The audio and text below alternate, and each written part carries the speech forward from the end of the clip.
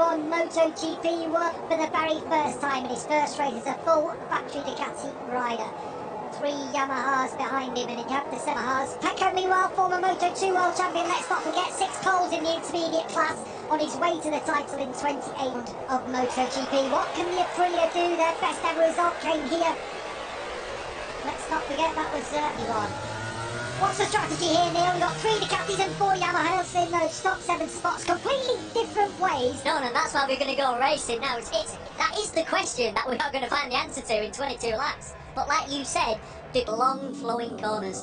The strategy, if you're a Ducati rider, is to get to the front and control the race. You're not going to get past that. Easy to look at free practice 4 normally for pace, isn't it?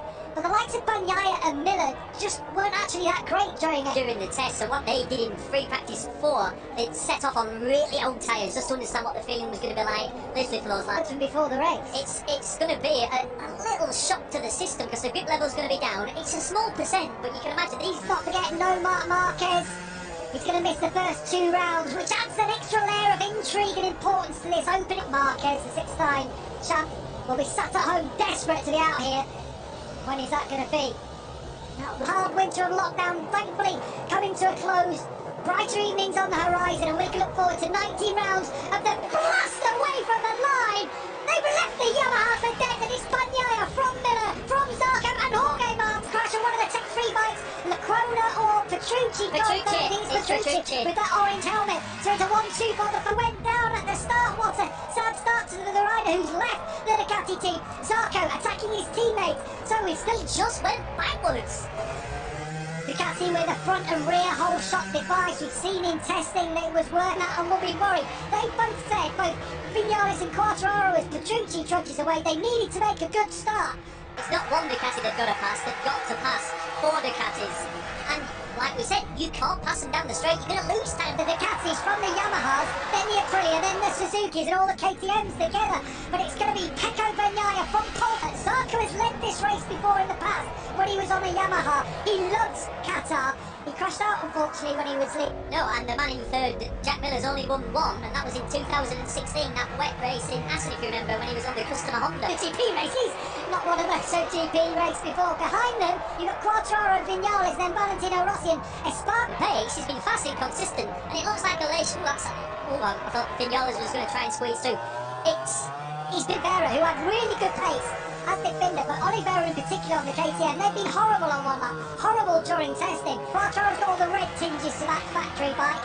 Vinales with the white and grey silvery look to his helmet as he tucks in that from Miller. Now, Bagnaia said yesterday, yeah, I could go up at the front and take away and take off, but I wouldn't make full race this. And someone's leading and you feel comfortable, you know that you're saving your tyres, so he's got that dilemma now. Do I push? Do I risk going for the last 10 laps? She'll drop like a stone, so you have to be careful on the exit. And here we go, exits of these corners. Fabio Quartararo throwing the Inky Morbidelli runner-up in the championship. He's down in 19th place, Neil. Is that all from the start? Because I haven't seen anything. Yeah, oh sorry, it's Vinales has just got past Martin as well. No, what's going to be interesting with Martin is if he can hang with the Ducatis at 10 kilometres, well actually 12 or 13 kilometres faster than the Yamahas. It's the same old story told from a little bit quicker on the Yamaha in terms of pace, but when you put him on this part of the track, there is no way you can stay in front if you on the second row of the grid. But he said himself, my pace isn't quite there. Yeah.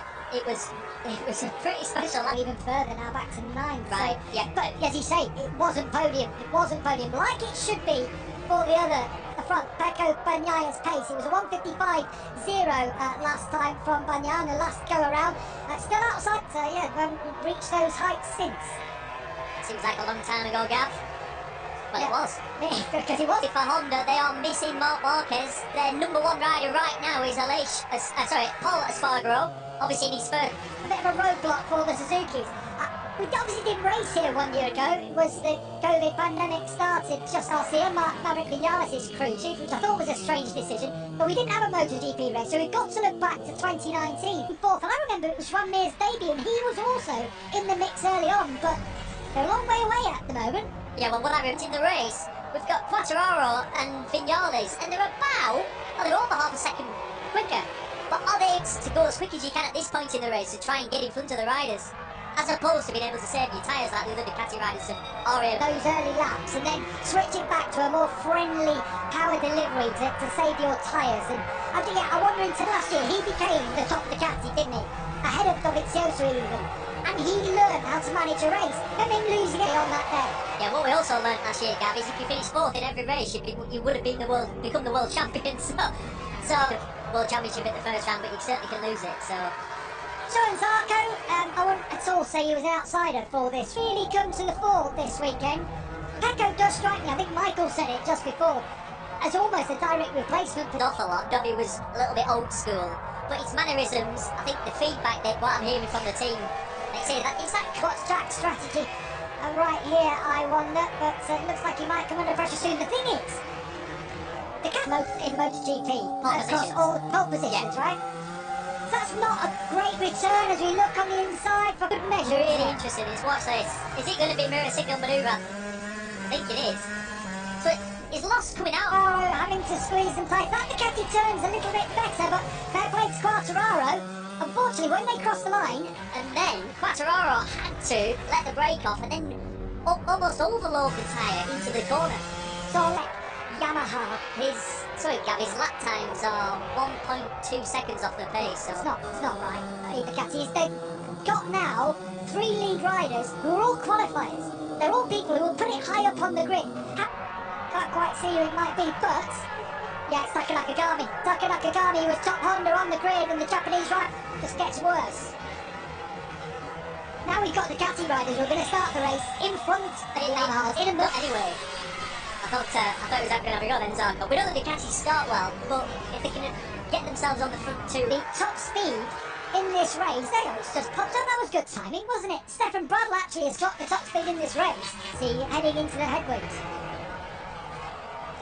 So, Jack Miller under a bit of pressure from his pal, Maverick Vinales. Fairly solid. I think he's managing here, isn't he? Yeah, definitely.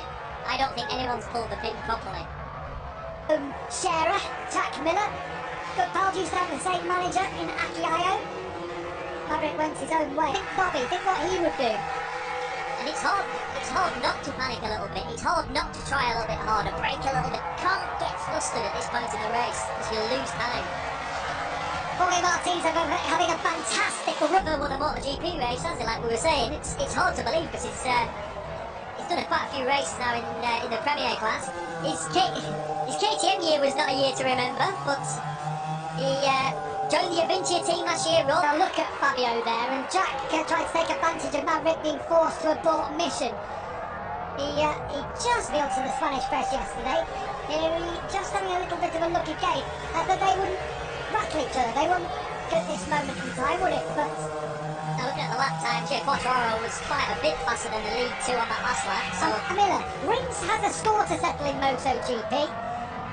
He last year should have been the rider he feels to set his whole year. It was almost a 1-2, wasn't it, for Suzuki, as Vinales again aborts the mission. 13 laps to go. Nobody really said they fancied Rins for the win. If you think about it, we thought it was going to be, obviously, and he's 0.4 of a second faster than many fronts. Having a look at Jack Miller on that occasion. We said it at the start, Michael said it, you said it at the start, it's going to be about tyres. Who's got something left in the locker when we get to those final laps? We're not, this is the 11th lap, should I say. 12.5 laps gone, there's Maverick Vinales again. Has a think about Quartararo rides just slightly different breaks later. Yep, Rins. Here he comes through up to 5th place. Alex Rins, he's also trying everything, wasn't he, to make sure he could keep Miller at bay. Sahara-san, the new boss, I suppose. He always was the boss, but no doubt he made Brivio. Hey, so look how he's passed his teammates and he's jumped straight onto the back of Zarco. Looking at this year, those scoops at the bottom are supposed to help in some way, but the general feedback from the Ducati riders is Miller got back, I've stayed in front of Rins on that previous lap. Vinales there, he was having a look. Well, it's where he's got to make the difference. So the Yamaha gets off the corner okay, and it's literally up through the gearbox, and it's when you get into 5th, 6th front of Quartararo. Jack Miller has seen that Maverick was on the move that's what it and is. Responded. I agree.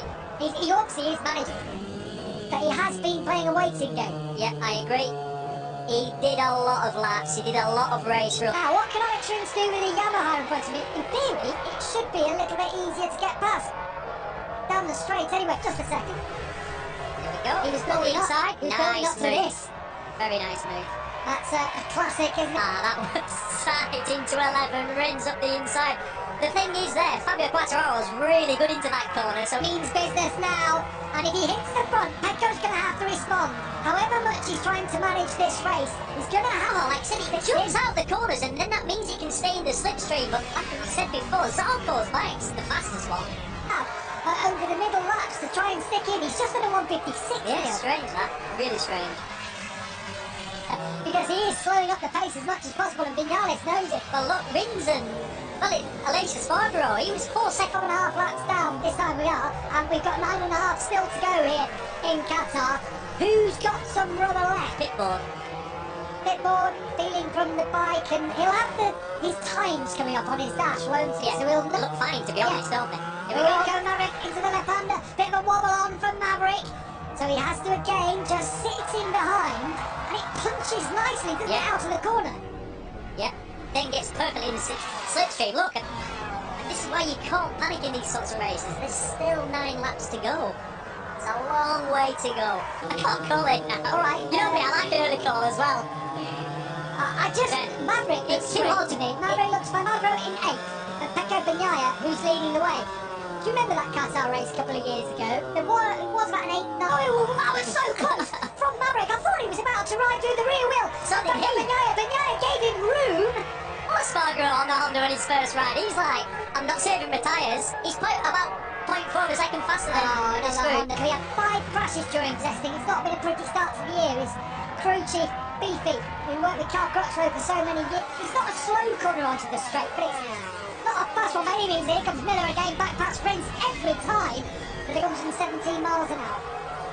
Don't know what's happened to Valentino Rossi. I've seen he's down to 15. Just so not too bothered about it. You feel there's another second out there for the rider. Yes. So if Rumble Rins fancies a piece of this one in the opening round of the 2021 MotoGP World Championship, we've got the from another Ducati. Here comes Maverick Vinales. He's going to take the lead from Pecco Bagnaia. He's been lurking for a number of laps now. But only have one plan now, and that is to go. And look, actually, he's stretching already. Like you said, that is a strong point for the Yamaha. But we have seen that Yamaha. This is like a race from last year for Quartararo. He's dropping down the order. Not what he or Yamaha wanted. A really good lap here. Can he open a gap to the rest? And he knows that gap. Now it's a qualifying lap for Vinales. He's going to turn tighter parts of the circuit where the Ducati wouldn't necessarily turn as well as the Yamaha. Let's have a see if Maverick Vinales down into the 56s. So what we're going to get here from Vinales, and Juan Mir is steadily to Aleix Espargaro, still fancying their chances. I think Paul Espargaro might have too much to do. I think Aleix Espargaro in 8th might have too much to do. the gap on the leaders. And, I mean, if he can't get the podium, his best ever results in 6th place. Yeah, so and brilliant best ever result. Quite a bit of time, and that's definitely helped Aleix out. Yeah, it has. Jack Miller looks like he doesn't have the pace here today, Neil. Needs to get through on Bagnaia. Bagnaia's not going to give it up. He's a demon on the brakes. It's Bagnaia, but Zarco better. Bagnaia's been running high 55 9s or 56s. Suddenly, half a second has been put on the pace here. So if he can get within, well, if he can get probably if he can half that gap, he's a chance of being able to level him by the end of the strut. Down 9th and 10th for Rins and Mir, and they're 4th and 5th, and you have to feel if they could find a 1 lap. Zarco was at 0.5, and now Bagnaia is under pressure from Rins. Rins has to pull out of it, but Bagnaia back behind Quartararo, and now Bagnaia could be out of the podium spot. It looked oh so promising when they were on the The Vinales through the twisty bits, which you definitely will make back on this straight. Cross the line now, firing himself for Vinales. Shout out to the Aprilia of Aleix Espargaro, never had a top 5. And here comes his little bro at the moment. It's Enea Bastianini, the Moto2 World Champion, there in 10th place on the Avintia bike. It's a nightmare. This track doesn't suit their motorcyclists at all. They hate it, don't they, here? I've no idea what's happened to Morbidelli and Brad Binder. There are no slow riders in MotoGP now. That is very true. Well, Morbidelli's in 18th place at the moment. This is where he lost a couple of spots, battling it out with the KTMs.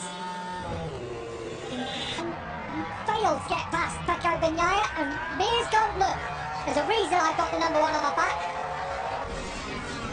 Zarco in 2nd place, very good ride for him on the battery bike at behind him. With just 4 laps to go, or 3.5 laps to go, can you believe the top 15 are covered by just 10? Right, by 10 seconds. Top 15 by just 15 seconds. Right. Who was 15th and in the final point scoring position that day? Go on. Through the year. Well, he didn't actually. He said he was going to at the end of the year, but the team said, no, you can go now, thanks very much. Rear of Joan Mir, smoking as he tries to stick him behind. Pecco Bagnaia, he wants a podium in this opening round of the... He likes the corner. Aleix Espargaro is through on Jack Miller and up into 7th place. The all good Marquez coming back, we don't know when it will be. There's a possibility Dobby might be back. He's going to be testing the Aprilia in a month. Rumours up. Yeah, poor Salvador, he's off the pace, he's got a shoulder injury, and not to be too harsh, but he's not quite at the calibre. Oh, there were people who said Ducatis might have done their work during tests. They didn't have the pace during textbook Qatar move. Ken Kawauchi on the right, Shinichi Sahara on the left. The management committee He's there at Suzuki, so I mean, he's left to go to Formula 1, but he didn't need replacing. Very good point. is calculating, he's methodical. Do you know what he does, And he's Gav? fast. He gets the most out of every weekend, and this is a few issues. He was grumpy last night as well. He was talking about the front end of the bike. He said, last year might break direction they've gone in. They're testing 2022 stuff at Suzuki there. This year's bike was so good, still they missed out on the final day of tests. Didn't seem to matter too much. If it ain't broke, don't fix it, is the old adage. Because it's not one of those where he's had the pace all weekend and he's qualified bad, and you go, don't worry, Mir will be there. No, that wasn't the case. And he's good when the tyres are off. He gets the most out of that. He's happy with the bike moving around. Have you seen him on a Supermoto bike? I mean, Ono and Zarco here. At the end, Zarco didn't have anything to take it to Vinales, and we just had it flashed up on our timing screens that the pressure sensors will let race direction know. We do it 2 more times now, Fabio. You're going to have to go through a long lap penalty. this is it, the start of the last lap. And the big battle is for second between Zarco and Mir. I think Mir's going to... Well, I think he's going to... Judged it to perfection. He could even ease up on that previous lap, down into the 56s. Zarco was half a second quicker than Vinales, but he did 125 miles an hour again, although into a headwind might be a tall order here today. But Vinales looks to have judged it. He won 3 out of the first 5 Grand Prix that season. We thought, he's the real deal. Maverick Vinales is going to do it since then.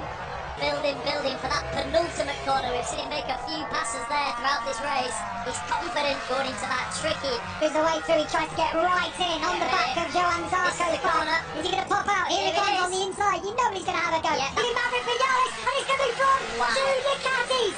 From Zarco and Bagnaia, Mir could do nothing. He got that podium, and somehow the Ducati power... So the speed of those 2 Ducatis working together just flew past that. Alex Rins eventually took 600ths behind him on the Honda, top Honda in the race. Jack Miller, a very disappointing 9th place. Just 2 seconds, very happy with it. Competing man.